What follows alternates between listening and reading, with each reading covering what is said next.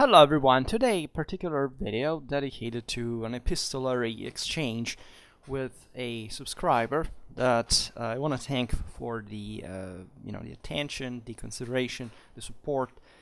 Also, he is a donor and has really contributed to Schwerpunkt in significant ways. Of course, I'm not going to reveal who he is, but let's say he is, let's say, as far as the story goes, but a couple of years ago when I started the von Clausewitz series, he began to follow, and he essentially got interested in the Formkriege himself. He began to learn it, and I must say he arrived to essentially master the Clausewitzian theory in at least in a way that he himself, as we will see now, regards as superficial, in the sense that he didn't kind of heavily involve himself in a particularly long time, but on it or in detail. But that's what makes it even more striking, considering the success that he achieved.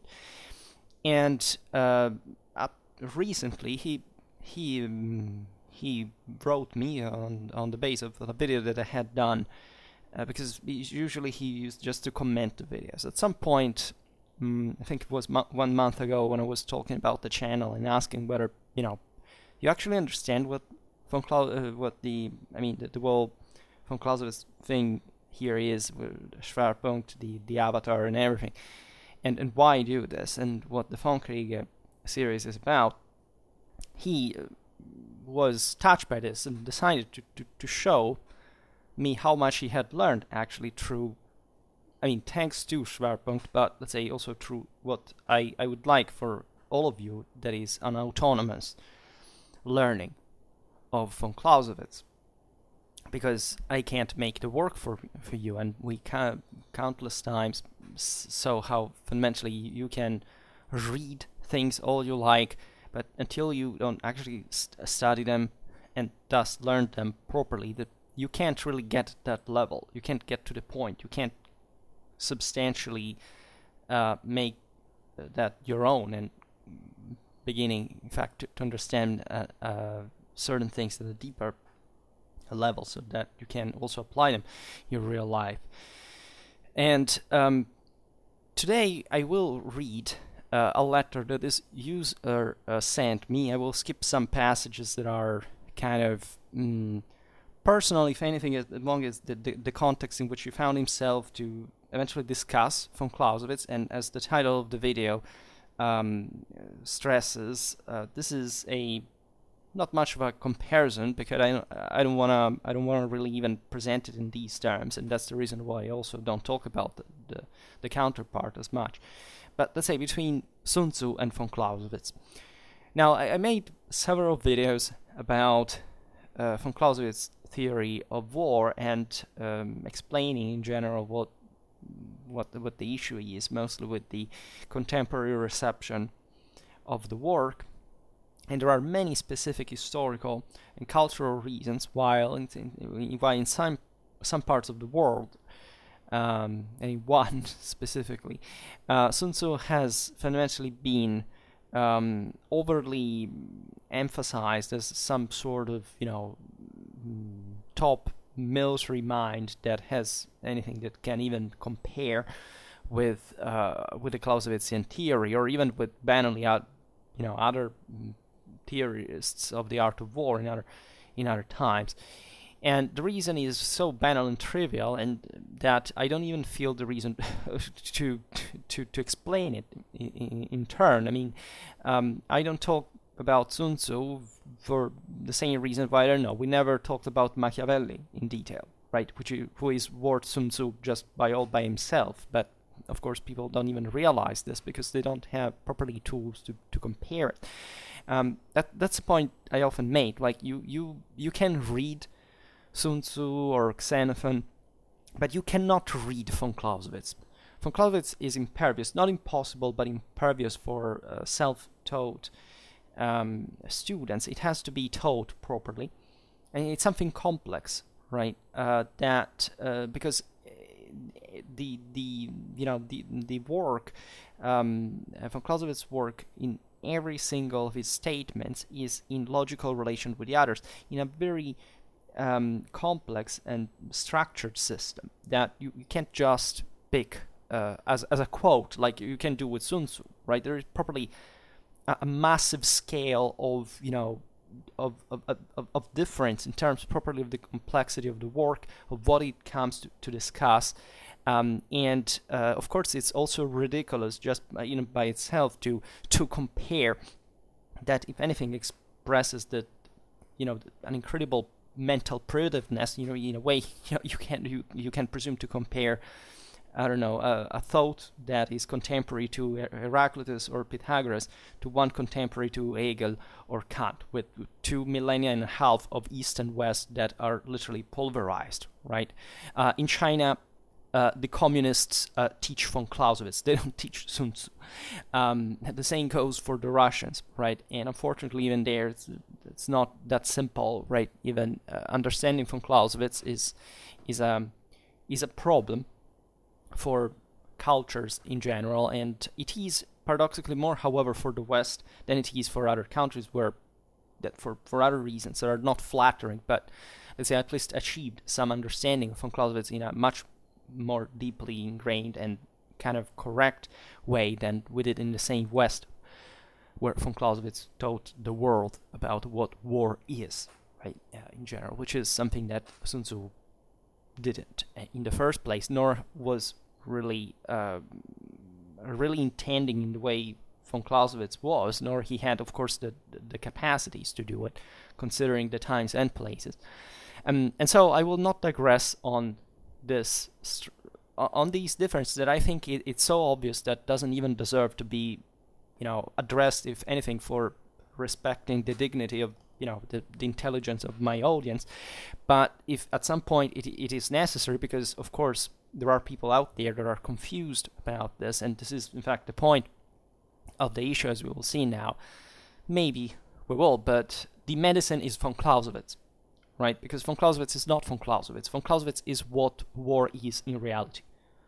Whereas Sun Tzu is Sun Tzu, right? And even though it does contain some, elements that are even actually congruent with the Clausewitzian theory, that's because there is a universal value that, was understood from the top moral and scientific development of Western civilization achieved between the 18th and the 19th century, that eventually has decayed ever since.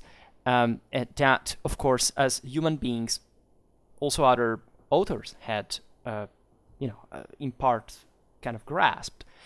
Again, this Orientalistic fascination with Sun Tzu could easily be seen that, again, just like another Western author like Machiavelli is worth Sun Tzu by scale, right? So in another, in a way that it can be an Orientalizing Zen idea, right? That you cannot, let's say, you can derive a toothpick from a sequoia, but you cannot pretend to through the toothpick to explain the sequoia, right? So von Clausewitz explains the sequoia. Sun Tzu just talked about toothpicks, and this is basically the scale of the difference. So as I was saying, I will read this letter, which is fantastic, and I, with itself, the author told me, I need a good beating Schwerpunkt if you read that, but I don't really need to, right? There are certain things I will stress, I will comment this letter, but this is more like an example for the audience that has surely a lot to learn, I think, on average from just this thought, as it is brilliantly exposed. So here it says, "Hi Schwerpunkt," etc., etc. And here I skipped the context because basically this guy met at work another guy, and they started talking about Sun Tzu and von Clausewitz. And the former guy was about Sun Tzu, and this follower of ours is instead about von Clausewitz. And they started discussing it. And talking about that guy, he says he was evidently aware of von Clausewitz and expressed interest in the topic of war strategy, so the discussion continued, eventually centered on the parallels between, here I can say, commercial strategy and strategy. I took the stance that substantive prescriptive comparisons would be limited, at least insofar as von Clausewitz is concerned, because he deals with very specific aims arising in the context of directly opposed hostile forces. And though corporate executives quite enjoy the martial ethos, their commercial environment is not like that. Their conflict is economic in nature. The political ends motivating war may be economic, but military aims are not essentially economic, where contention over resources rests fundamentally on persuasion, exchange, consumer choice, etc. And it's at least formally different from conventional war, separate from defense policy, in that it has an indefinite horizon, whereas war strategy stops when a polity reverts to non-military means and hostilities end. So here conventional war, by the way, as I understand from the text, is not in the sense of an idea of a conventionality of war or an unconventionality of it, but properly war strictly militarily meant, right? So what von Clausewitz also properly defines as military, right, within the Trinity, together with politics, with policy and society in itself. In this sense, as we will see through the obvious subordination of war to policy, that there is, of course, a comparison the same von Clausewitz makes between the even commercial activity and war in a way. In particular, as far as the competition is involved in business, so that you cannot see economics naturally as just some, in spite of the materialism that has polluted our culture, as an idea of something, abstract data, as if these were not reacting on a market made by people. So that actually is compared by von Clausewitz's book 2, chapter 3, paragraph 3, as war as part of the intercourse of the human race, to this business competition. But of course, as the author rightly points out, this refers as to war as a political instrument, right? And so not as what eventually is analyzed in the von Krieg as the purely military dimension. So there is some great property in this letter, in the way it's written, right? In the terms that are chosen, that makes you really understand that here the guy got very clearly what von Clausewitz is really about.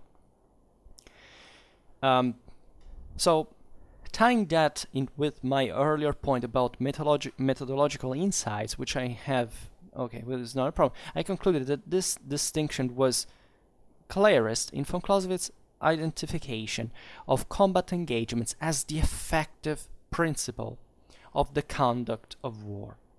That part stood out to me because I had already struggled with problems of demarcation in my own thinking on strategy. When you consider everything that could matter to you in the pursuit of a goal, you realize anything can be critically important in the right circumstances.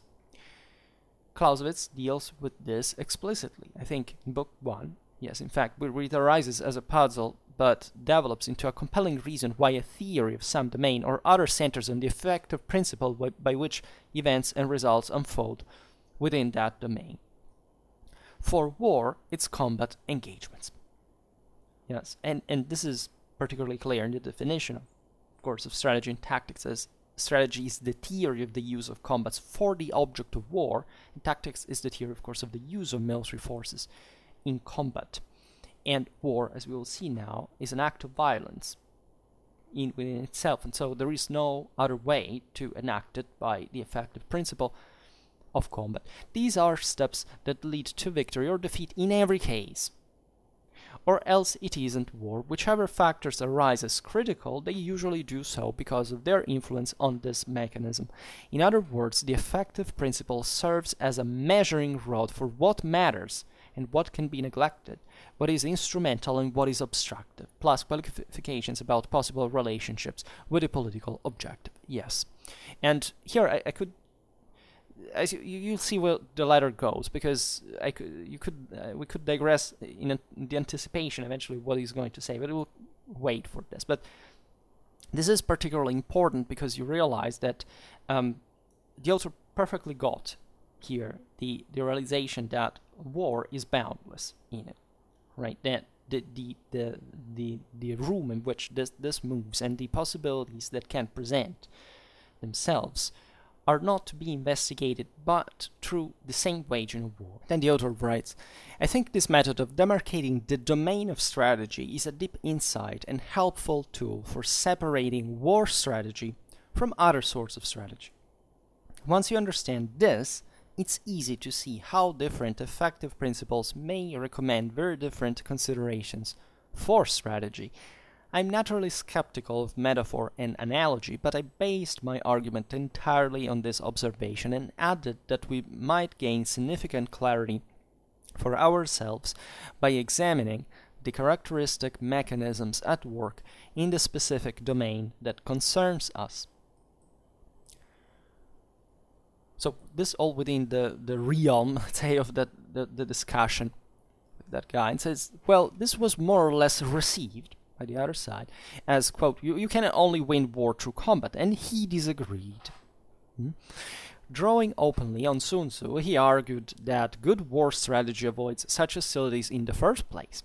For example, he gave hypothetical scenarios involving mainly logistical restrictions or constraints placed on the opponent, presumably by subterfuge and skillful maneuvering, that ultimately decide the contest while avoiding direct combat. After reading Sun Tzu, I can see this is indeed one of his favorite ideas. For example, he writes in Planning Attacks that subjugating the enemy without doing battle is the highest of excellence. It was difficult reacting to this, especially since I'm no good at social exchanges in the first place.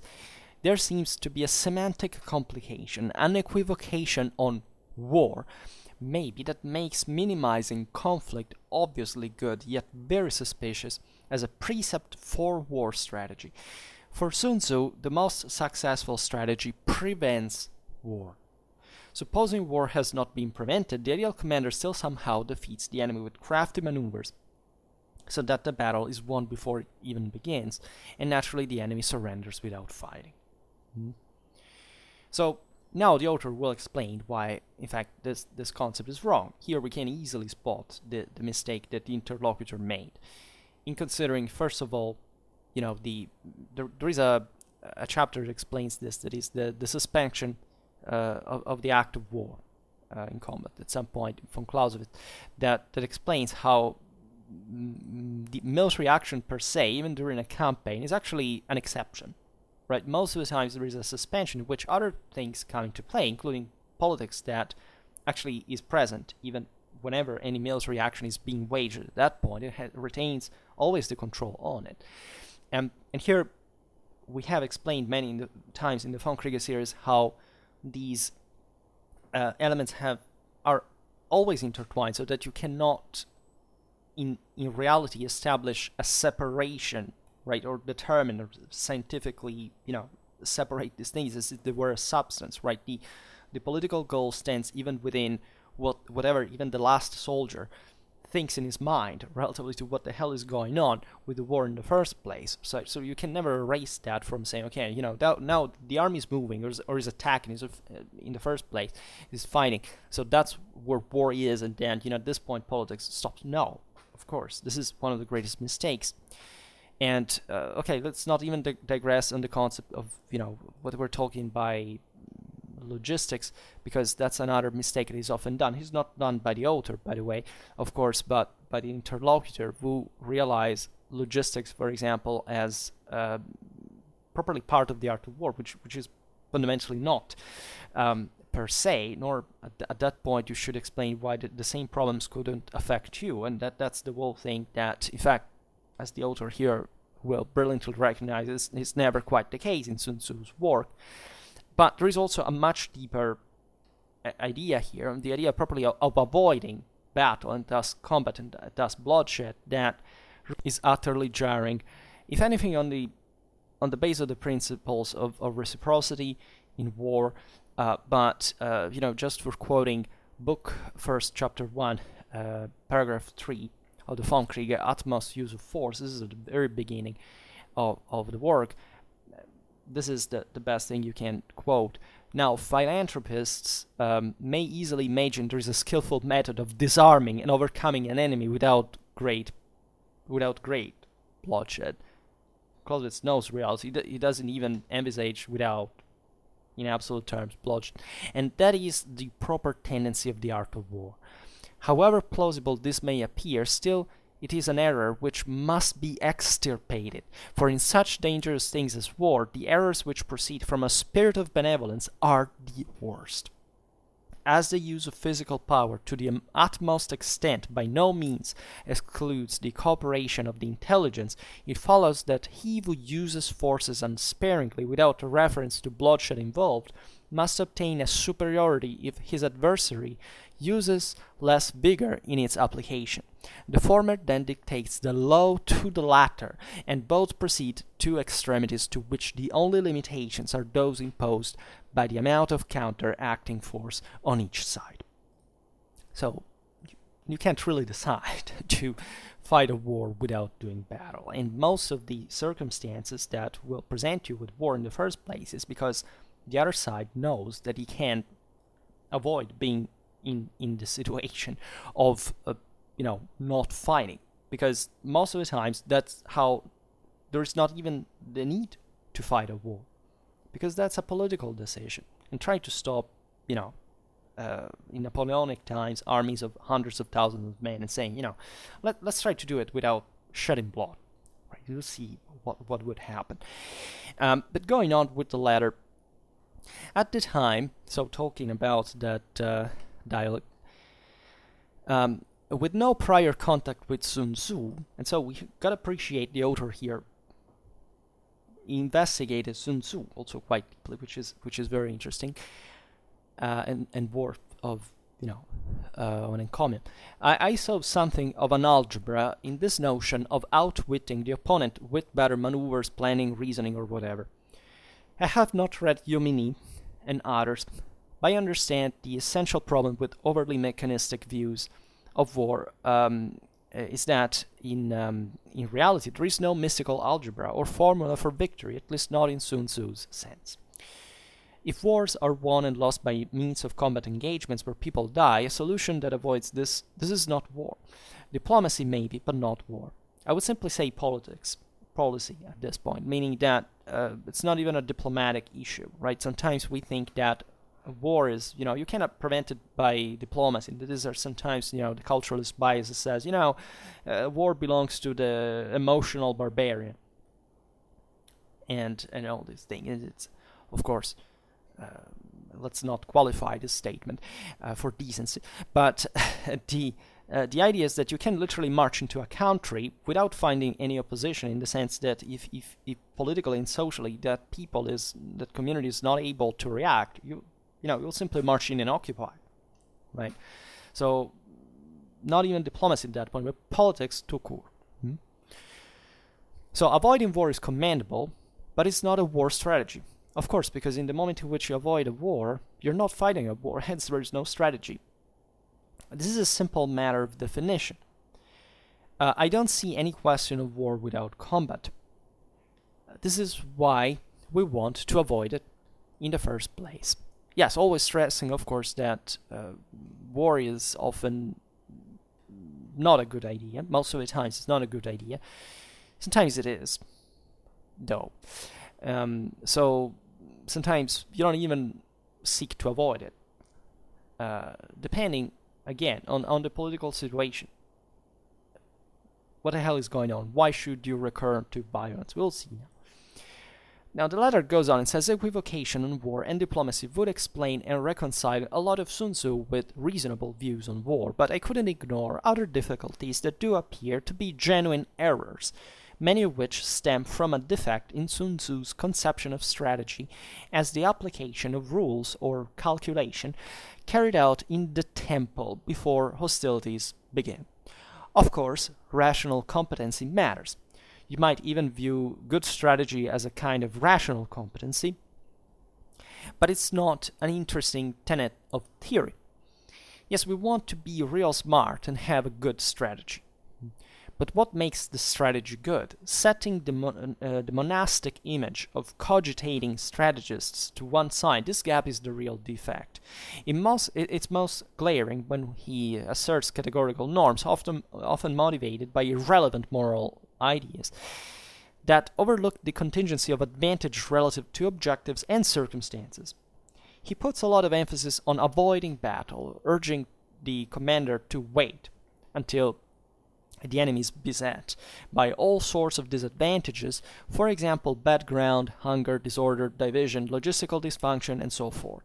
Indeed, the best commander, quote, subdues the enemy without doing battle, presumably by evading the enemy until somehow he's at an overwhelming disadvantage. That would be nice, but I can tell you from many years of losing chess that waiting for or trying to manufacture the perfect fork is a losing strategy. In my decidedly non-military experience, it's better just to sustain the attack with no master plan, which at least keeps my opponent reacting, until I can come up with something better. The enemy is not idle during all this waiting, right? And consider that chess is a deterministic game, by the way, and war is not. So wherever Sun Tzu is good, for example, in his advice to, quote, move when advantageous, to stop when not advantageous, or to attack, quote, at the right time, he touches on the radical contingency of advantage, but fails to develop it beyond tautological platitudes. For the most part, he gives us heuristics, positive advice that helps in some cases but misses the point of strategy. It's no coincidence that his best advice doesn't tell you what to do in any particular situation. Here I don't digress on chess because of course chess is, as I just said, is a deterministic game, so this was just an analogy brought at another level, so it's not necessary, but many people actually believe that chess has anything to do with strategy, which frankly it's not. Right, not just it's a deterministic game, but your dog is not slaughtered in front of your eyes if you lose a pawn. Your house is not set on fire if you lose the match, right? So you have a completely different approach in the first place, and that's also where the moral forces intervene, right? As the author rightly pointed out before. There can't be properly a calculation, right? A positive application that gives you that grants you victory at any point. War always involves a risk. Von Clausewitz tells us that also, and we'll see it better now, that 2/3 essentially of what you, or even more, actually 3/4 of what you should know in order to carry out, an action in war in a positive sense, knowing what you're doing, but whether, in the out there, in the fog of war, things will go the way you can expect, is not known by the foe, but more especially in this sense, what Sun Tzu in that regard does not consider, but what a purely rational calculation escapes all the time in all of our world up to science, is the moral force. How the hell do you measure a moral force, right? And you can't do that just through this kind of coup d'oeil that also Sun Tzu, as the same author here at the end points out, probably had, because things worked in reality always in the same way. That the differences stood between civilizations capable of rationalizing this and writing it down, or even needing that, right, is another thing, right? Von Clausewitz is also a son of his times that needed, given also the development of the art of war, to have such. For the same reason that war had developed in that way, that civilization had also the moral and scientific tools to write a von Kriege in the first place. And this is quite important because, as we will see now, one of the elements of the Trinity is properly the rational element that laying within the subordination of war to policy. That is actually the most important thing, and yet, as von Clausewitz brilliantly explained, that is alone not everything. You can be a perfectly rational and very well informed individual, but if you don't have other moral qualities to take action on the same base, you fundamentally will not do anything with the reason alone. Doesn't matter how important it is, and how it is factually the most important element of the Trinity, as it's fundamentally politics that dominates everything, right, including war and society as well. In any case, yes, going on with the letter, perhaps a Sun Tzu fan would differ with me on this supposed failure to explore the goals, ends, aims, and so forth by which advantage is measured and strategy ought to be judged. After all, he tells us a lot about what a good general tries to do and why. I noticed some encouraging passages touching on this question. For example, that a good general, quote, cares only for the people's security and promotes the people's interests, suggesting a Clausewitzian link between the objectives of war and broader political ends.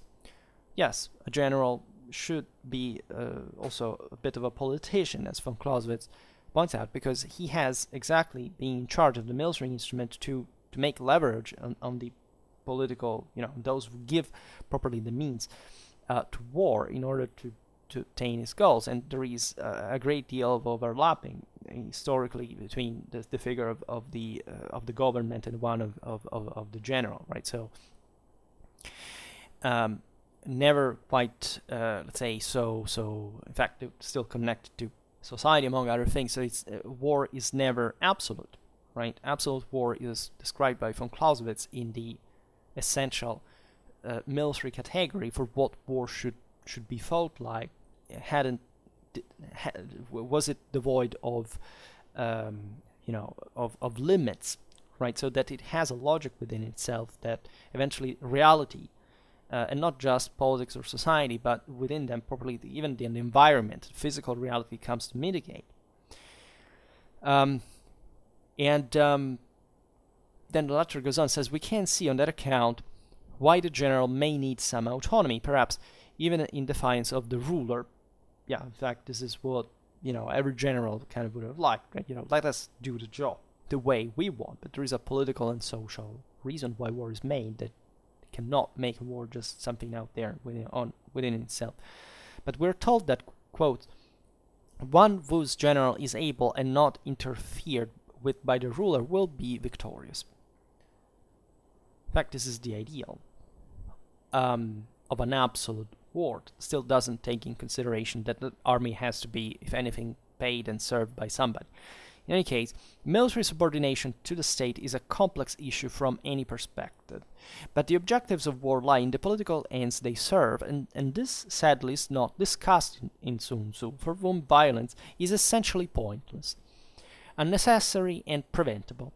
Arguing from compassion and a reconciliation between enemies, Sun Tzu advises that it's better to keep armies, battalions, etc. intact, in victory instead of destroying them. Elsewhere, he writes that the commander should leave an escape route for the enemy, since a cornered enemy is more dangerous. A good commander generally avoids bloodshed, which is unnecessary and arises from malice and greed. The commander must combat anger with kindness and combat greed with generosity.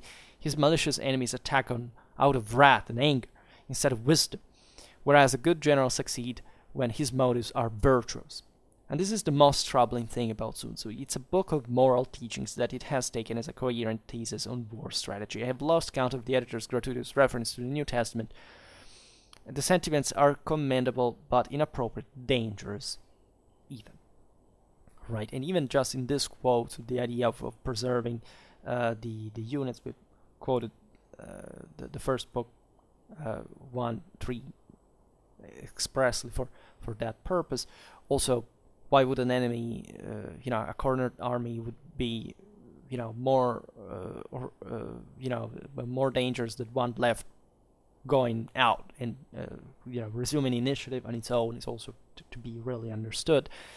It's obviously just a precept, an anecdote that doesn't take in consideration the situation. That is reality, and why that shouldn't be the case. Actually, most of the times, a cornered army, if it is cornered, it's because, it's either convinced that you have to attack, and therefore in conditions that maybe they hope to exploit in that sense, in a defensive way, the only way for you to risk everything in the big clash, or Otherwise, if you're just cornering them because you're well supplied, you have the political and social support to maintain the army there, and that they're just starving to death, or just did something particularly stupid by themselves, and will dissolve rather than becoming more dangerous. So, of course, this is the limit of Sun Tzu. That doesn't even it's not even meant to be taken in consideration. This is a work of fact of the Chinese Iron Age. How can it consider these things, literally speaking? It would have been a miracle in the history of mankind. It cannot. It's that limited. And of course, as the author here is pointing out, it mixes political goals with military ones, whereas von Clausewitz describes what war is, which again has not. First of all, he describes perfectly well how much war is limited by policy within itself, but he doesn't need for this reason to explain policy or to explain society. He doesn't. He's talking about war, and you cannot criticize him otherwise. As, by the way, he exemplifies as that ineliminable control on war actually operates for you to understand that. This is in theory a manual for generals, even though it's not meant to have that positivistic applicational capacity. It's something you have to mind, something literally von Clausewitz says you have to go look at in certain moments to think through certain things, but it's you who has to evaluate every situation for what it is, and knowing more or less what usually happens when certain circumstances are presenting themselves. But just because of the ineliminable presence of risk, it's up to you what to decide on the basis of what you can see in that specific situation that you cannot find described in any manual. Because first of all, we cannot describe reality perfectly, and secondly, we cannot describe all the infinite possibilities that reality presents itself, that are ever changing, by the way. So that's even just another reason why Sun Tzu, of course, has nothing to do with this. Two things in particular going on with the letter about Sun Tzu strike me as dangerous and irresponsible when promoted to a modern audience: the separation of war from its causes, and the superstition that victory is a matter of calculation, which is exactly what modern people make as the two main mistakes, is seeing war as essentially as some sort of plague that strikes humanity for no apparent reason, or at least exists, but you have to blame emotionally some people because those are the evil ones. Instead, maybe it's not about you who didn't give a shit about having a civic education, a democratic culture for that matter, and the responsibilizing yourself in your utter ignorance to let other people do things for their own interest, and still this delusion, this progressistic, modernistic, technologistic delusion that you can win war through a mathematical equation. It's either you can win through technology, you can win about, and it that fails completely to understand the nature of war as the realm of danger in every single situation, the realm of the unknown by the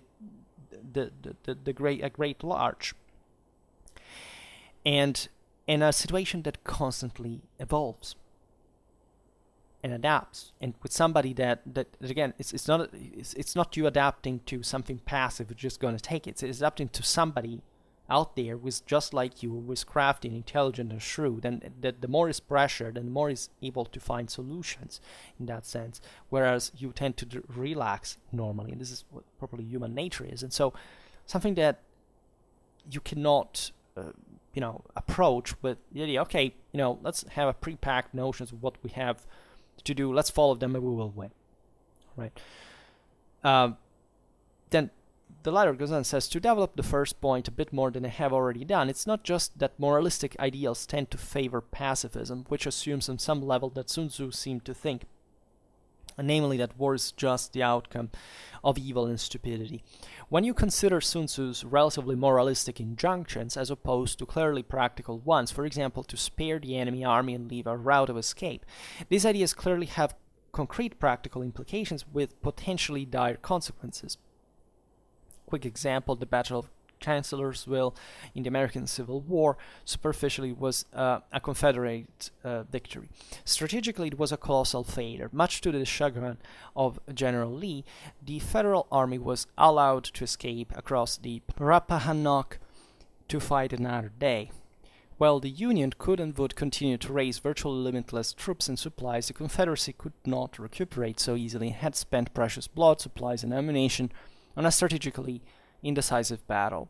Lee understood that ending the war and saving potentially hundreds of thousands of lives, not slave lives, it must be said, meant the destruction of the Army of the Potomac and the Union's ability to resist. By the same logic, General Sherman would later march his way through Georgia, destroying everything in his path, as the winning Union strategy at this stage was to destroy the Confederate ability to sustain the war. Actually, I can't help pointing out what a hard lesson that was for the Union leadership, who had suffered years of humiliating defeats and wasted opportunities at the hands of weak generals, especially General McClellan, whose attitude to combat and choices on the battlefield were arguably more consistent with Sun Tzu's teaching, if much less highly regarded. Sun Tzu's heartfelt injunction to spare the enemy and otherwise avoid bloodshed might be good in some circumstances and dangerous in others. Crucially, the advantage depends on the circumstances, limiting the possibility of categorical imperatives, no matter the situation, so to speak, and highlighting the need for competent reasoning about such dependencies. I'm noticing a convenient hook from the first point to the second. If you ignore or minimize such dependencies and accept the assumption of categorical validity in Sun Tzu, that if this do that, and push it to the limit, you'd expect an ideal manual with instructions for every victory. Truly, that is how Sun Tzu reads. Every few pages were assumed of certain victory if we just follow Sun Tzu instructions. If the commander loses, it was surely due to his miscalculations, and he ought to have listened more carefully. This is the most disappointing aspect of Sun Tzu, because it undermines his best lines on the change and variety that, quote, cannot be all comprehended by a handbook, for example, and any such attempt would be a reductio ad absurdum, contradicting itself and forcing the general to lean on his own judgment after all.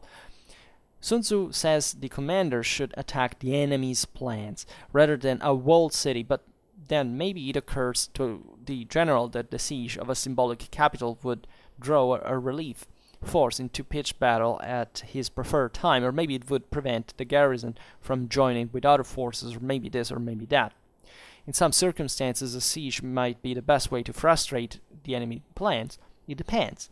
By which criteria, goals maybe, are we to judge such dependencies? We are not told. In any case, one wonders whether every siege in military history was a strategic error on the part of the general, who could not control his temper. If the belligerents were not all complete idiots, and perhaps Sun Tzu camp would differ in that, it seems more likely that sieges were instrumental in some circumstances.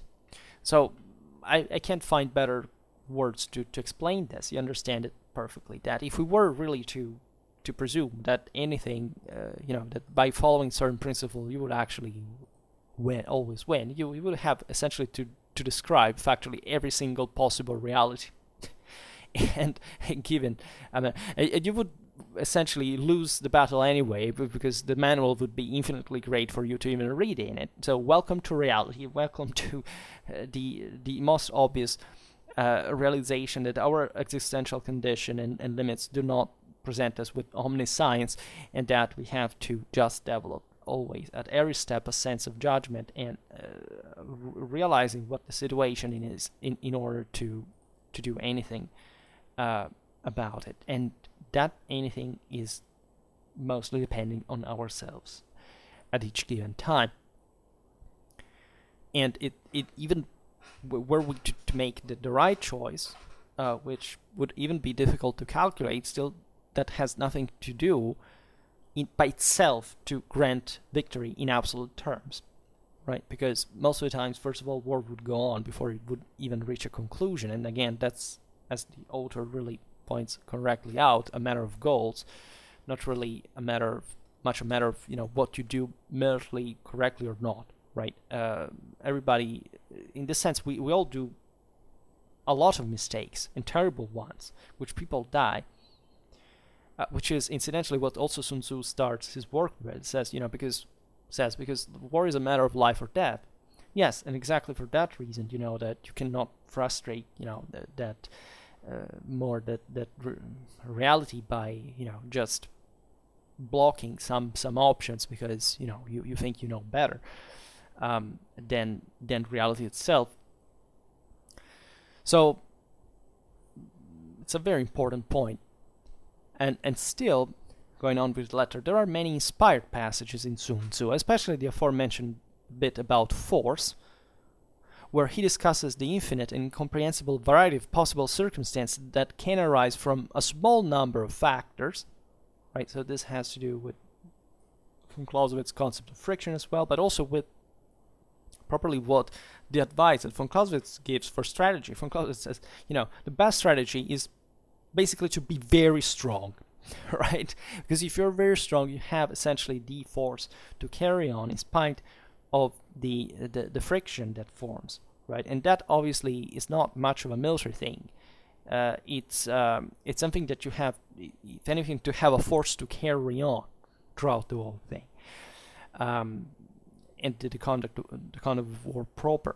And that is determined by something that goes beyond the strictly military logic.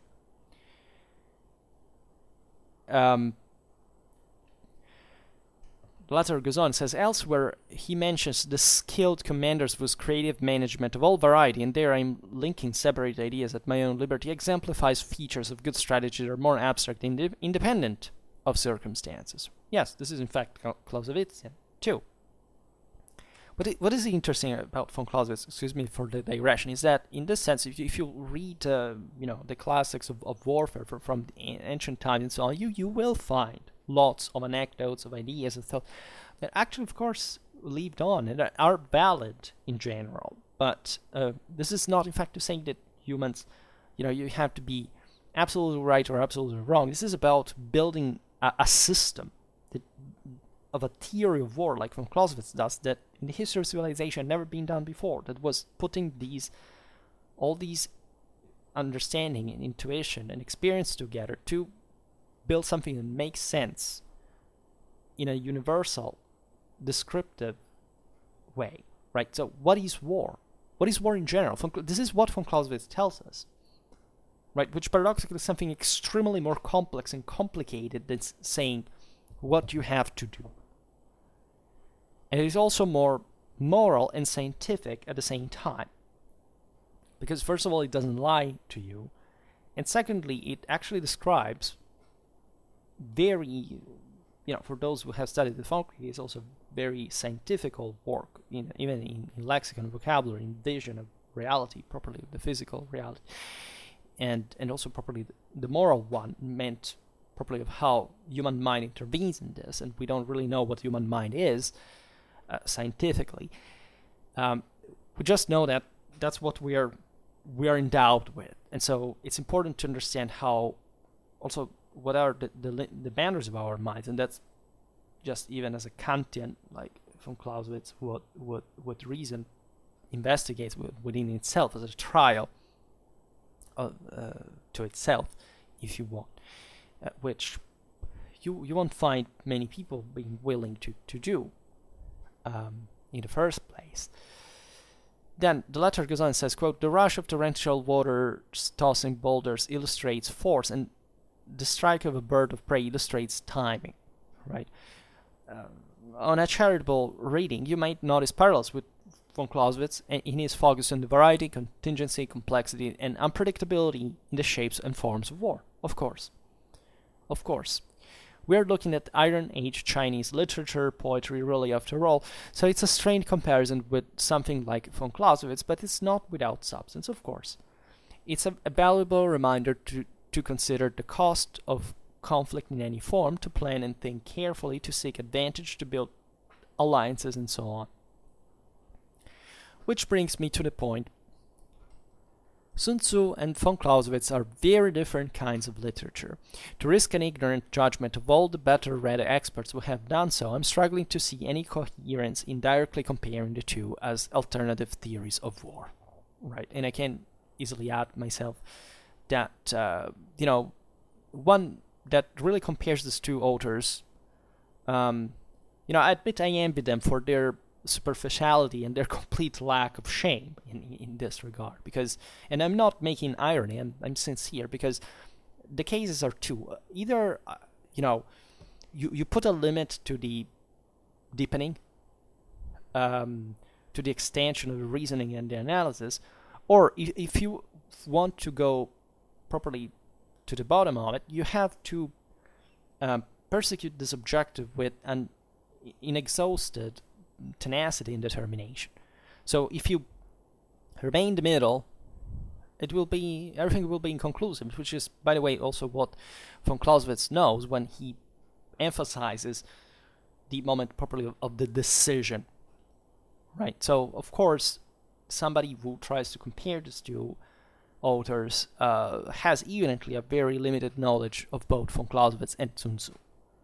Right, and we don't have, again, to explain the many reasons that you can also get evidently to understand yourself, but at the beginning of the video we were hinting at them. Then the letter goes on and says, only one of them offers a clear theory to analyze. It's no insult to Sun Tzu to point out that it's a few pages of Iron Age poetry and not a critical Enlightenment age, essentially modern treatise, carefully organized and articulated over a lifetime of research and criticism. In the end, there is no problem with Sun Tzu. Actually seems he wasn't a smart dude with a real coup d'oeil. It's the exposition and promotion of Sun Tzu as authentic scholarship under the label of war strategy, or any strategy for that matter, where I lose sympathy. And I perfectly agree with you. I don't know military history, I have no business judging Sun Tzu or getting polemical, but some of the criticism I've noticed in questionable comparative essays on Sun Tzu and von Clausewitz is disappointing. Some examples.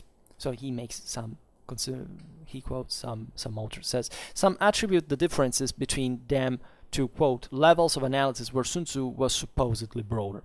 I'm not sure, right? I could decide that better if Sun Tzu had clear definition of war. Having a broader, yes, Sun Tzu has a broader, he steps into a broader field of issues. And this has nothing to do with, understanding them or being particularly, in depth to them, or understanding the implication of their connection, right? Which doesn't actually make the work kind of broader in an absolute sense compared to Clausewitzian one at all. Then, according to, this is a quote from Münkler, 2007, page 4. Because I think he found him either, he says the latter on Wikipedia or whatever, I don't know. But it's not a problem because these are actual authors, actual works. So in any case, it's not even that huge deal, but listen to it because the quote says, according to Clausewitz, an essentialist definition of war is not possible. War must be defined in relation to political, economic, and cultural conditions. And then the author says, I'm sympathetic to the point, which aligns with earlier comments of my own, but he seems to be confusing the essence of war with material/historical instances of war. It does, and that's also kind of a mildly biased kind of culturalist thing, meaning that, the author goes on and says, von Clausewitz approaches war very much in the rationalist tradition of conceptual analysis, very Kantian, nothing could be more philosophically essentialist. And this is the point. Actually, von Clausewitz does give a definition of war as an act of violence that has with the aim of to compel the enemy to fulfill your will. That is an utmost, act of use of force, etc. So war is violence, right? If you really, analyze the von Krieg in that sense, that's the definition of it. And it's interesting because while this practically concretizes, materializes in bloodshed, properly the physical annihilation of the enemy armies, at least in great part, up to which the political side says, okay, stop, and we sort of negotiate and stop hostilities, stop violence, in resistance at that point. The concept of violence is quite loose, right? Here we cannot see an act of violence as, what is an act of violence? Like it's nuking you, or slapping you, or insulting you, or doing something against you that you neither realize is damaging you. That's why politics, war, and society are all compenetrated. You cannot really see war just as, two armies going against each other into battle, or a country invading another. Where does that violence begin or stop? Isn't it written in our genes, in a way? And also, doesn't strategy in fact begin there, in a way? If anything, Clausewitz says even the expectation of the use of violence implies a strategical idea that will actually influence strategy itself, because even in the anticipation of it, it thinks of what can happen, and therefore has a strategic relevance. So that's how deep and asymptotic the concept of war is, and politics equally, and society equally. That's why at the end there is the quote from Keegan that is, of course, disgusting, and the author perfectly agrees. Yes, and we will see that now. The other point from the letter, the third, it's another quote from Strachan. I don't know how even to pronounce him, but it's just one another pitiful authors that really haven't quite understood much of von Clausewitz in the first place. And by the way, about the first quote also, it's not just, you see, there is a deep mistake in the quote from Münkler, because it's say war must be defined in relation to political, economic, and cultural conditions. For von Clausewitz, it's fundamentally political and social, right? It's not that the economy does not exist, or say, but what is economy? Also, what is culture? What von Clausewitz stresses in the subordination of war to policy is properly the idea of policy. That is, after all, your own decisional moment, the best of your rationale, the moment of responsibility for the sake properly of command, of rule, right? So within policy, already economy or culture, whatever you can put in it, is already present. There is no need to distinguish.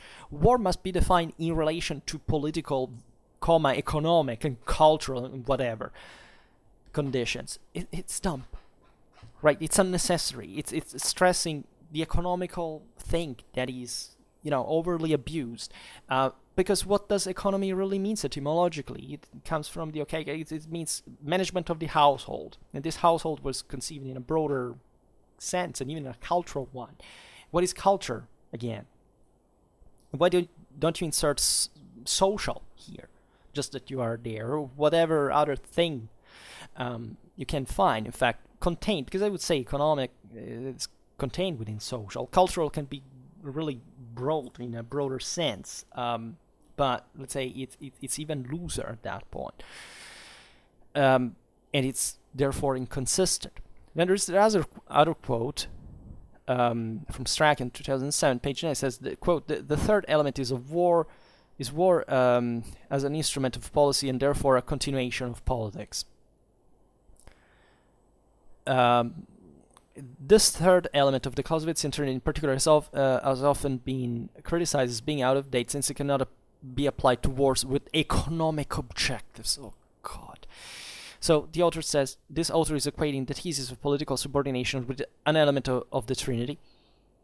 Yes, which is the aforementioned one of the rational element, right, in the subordination of war to policy, because it's the moment in which you decide lucidly, as the government does, at least as the most rational element of the community, to wage war, which is definitely, aside from what culturalists think, not an emotional decision, but actually the most rationally mediated in the entire history of mankind, exactly because it also goes against instinct, because it's counter-preservational, so the reason must be a very cogent one, right? And the author says, anyway, if I read Strachan right, then Strachan seems to be thinking of politics in a very narrow and irrelevant sense, and deliberately, I would think, because it doesn't even stand up to 20 seconds of reflection. I perfectly agree, right? And so, definitely a person who says, that the subordination of war to policy is incorrect because it cannot be applied towards with economic objectives is just an imbecile. And as such, it should be treated.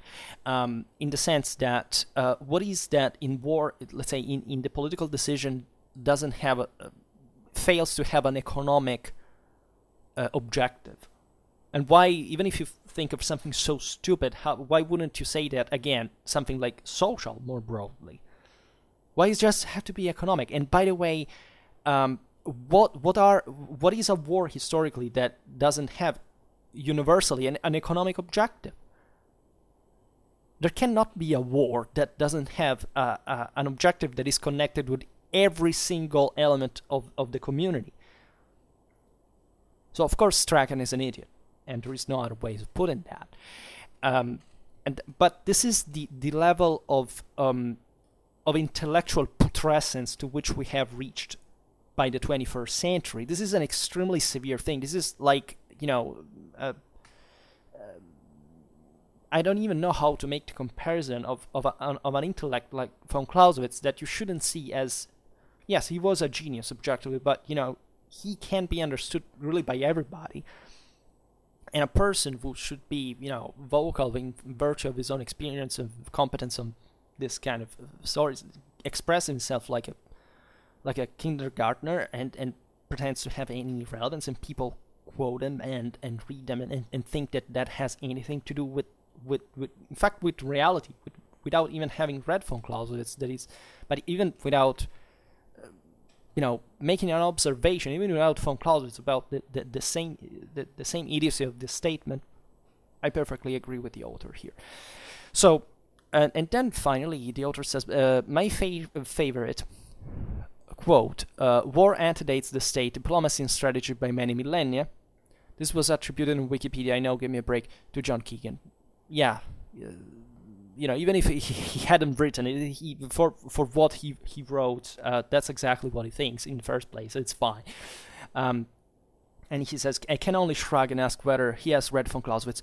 No, because John Keegan has not read von Clausewitz. He hasn't. And this is the funny part of the story. I mean, it's funny if it weren't just dramatic and sad and, hallucinating, but that kind of is. Keegan has not even read the von Kriege.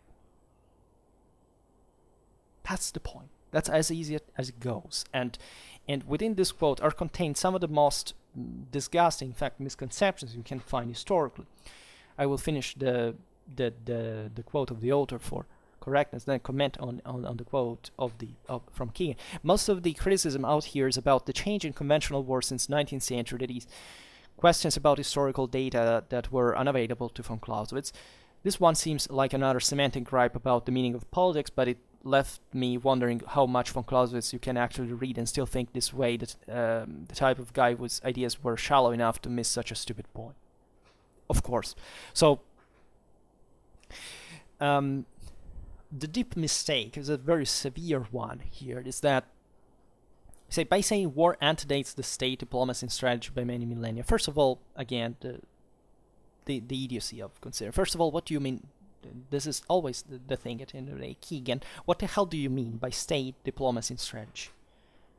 What do you mean by war, first and foremost? Because that's where you actually fail badly. The question, of course, is that many people, so even accepting that Keegan understands what war actually is in a Clausewitzian sense, as an act of violence, this is exactly the point. Where do you think the state began? Right? What is the state for you? Don't you understand how approximate this term is? As long as there is a human community, so as long as human beings ever existed, there is a state. What is the essential difference between our state and, some, hunter-gatherer communities? If not by scale and complexity, And why does this assume some kind of categorical, kind of essential character to you? This is like modernists who believe that there was no centralization before the modern age, historically. And we're at this level of, fortunately not all modernists are like this, but I met actual professors that stated this bullshit. Or diplomacy. So, by the way, even always see the order here. Why don't you say, and this where Keegan would have failed, because he needs to stress a modernistic, progressistic idea of what, let's say, fundamentally the civilization has achieved, as if war was kind of in antithesis to it.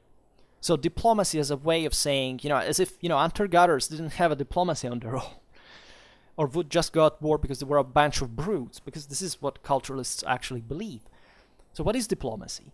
Where's the boundary? Like, when have humans never kind of mediated or negotiated in the first place, and or considered that as an option rather than going at war? And why war, by the way, should have not been fought, if you don't even specify what the reason why war was fought. The same goes with strategy, and this is the deepest of the mistakes, arguably, because strategy, as we've seen, has not is contained. It's how war works. Is that here is the use of combats for the object of the war. So you cannot have war without that automatically. There's never been a moment in which strategy was invented, unless you're such an idiot that you believe that strategies just existed when people began to write treatises on it. And so it's very funny to insult the culturalist intelligence, or lack of thereof, by the way, because it's a complete it's complete lunacy. It's danger. It's not just ignorant, uninformed, but in a radical sense. But it's also dangerous, because the same reason why people don't have a strategic education and screw up things is exactly because of people like Keegan. And that's why really people die uselessly, when you could actually make the difference by knowing what war actually is, and knowing when to make one or not. So this is the conclusion of this lovely letter, and the author says, all right, enough. I just couldn't resist sharing this experience because it's so relevant to the channel. So I thank you heartily for this, because it is so very relevant. And then I'm still going through the annotations on that Sun Tzu and thinking about how to report this on a new executive. I mentioned this is Tolkien still, the proselytes. I'm very happy with this. That from Clausewitz, expands, spreads, and a real nice guy. So I'll have to be mature and respectful in my hopes about this. Okay, good luck in that. I haven't checked, but please give us a talk on Sun Tzu if you haven't already. It's more popular than I realized. This is kind of an issue. Signature. Alright, so first of all, thank you a lot for this letter. I appreciate this is a donor, an incredibly generous donor, by the way. I have a few of this channel, they're really good. And so I thank you immensely for this letter, for the support and everything. This topic is really relevant to the channel. There is a reason though here that I don't think I will be talking about Sun Tzu much in the future, for the main reason that, yes, I've started even a series on ancient Chinese warfare. Maybe we'll expand on this. And there are, by the way, in this video I haven't talked about the context in the Eastern Zhou dynasty, and all the problems with the historicity of it. This is not like even a big deal. It's obvious that there is in fact, a specific context that would inform Sun Tzu's ideas, bias on war in the first place, why he would provide that information rather than another. So that's crucial to know it. Not because the Chinese at the time didn't know how to make war. They knew it. They probably, in fact, did it much better than how they wrote about it. And this is the whole point of the story. So we could easily find some reason why of course, we can never be in the mind of somebody who maybe didn't even exist, or, at least that we can never calculate, as von Clausewitz explains us. But and the science in the first place. But it's obvious that it has its roots there. And my idea is that, of course, talking about that can be interesting, but talking about Sun Tzu by himself, without this kind of criticism, and that's why I enjoyed this video particularly, because it gave me, this is I think the first one I make on Sun Tzu, but still in relation to von Clausewitz. And yes, it is very popular, especially for an American audience, as the majority of mine it actually is. This is an extremely relevant point, because I believe that striking at exactly at this point could solve an enormous amount of problems, and that very few people actually talk about this, and you can still find people publishing, Sun Tzu versus von Clausewitz, all this trash you can find for, I don't know, $1 on Amazon or stuff, because they still, they still eventually find a florid, relatively, but still in the first place, and that's the problem, still they find a market, they still find somebody was willing to pay for it. And the reason it should be the other way around.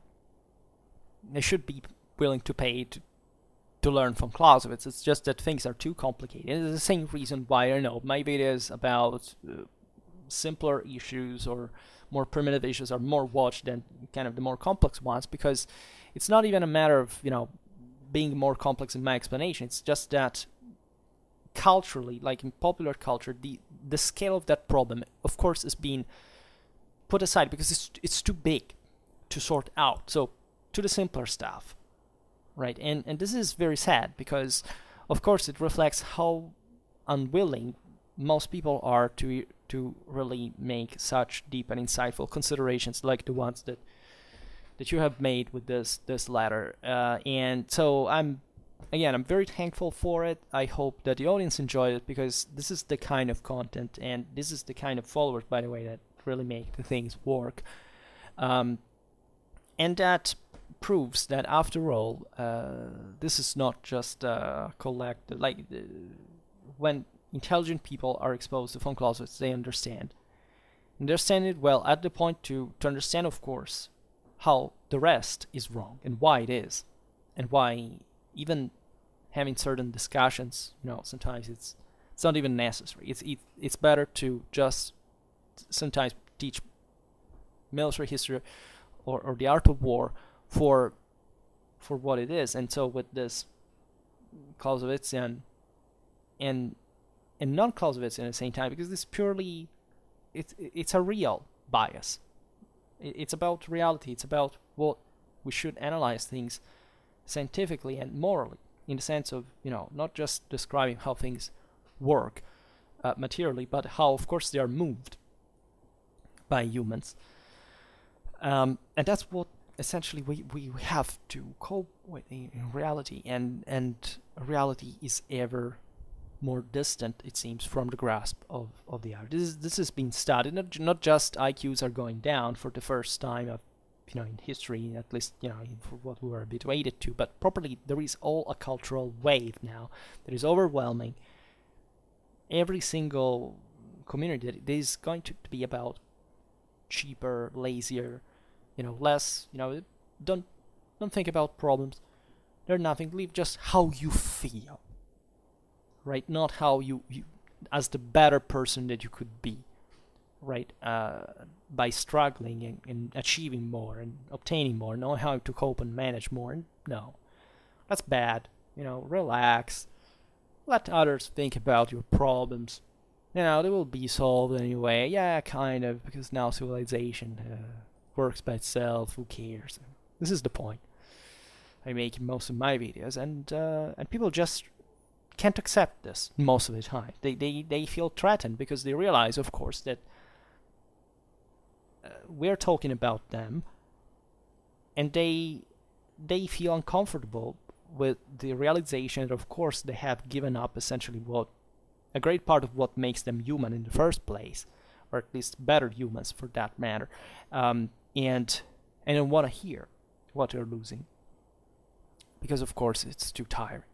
In any case, I hope we will make more videos like these, and however, for now I stop it here. I just hope that you enjoyed this video. If you did, please share it. Otherwise, leave a like or subscribe to my channel if you are interested in my upcoming content. And for now, I thank you heartily for listening to me. I wish you a nice time and see you next time. Bye.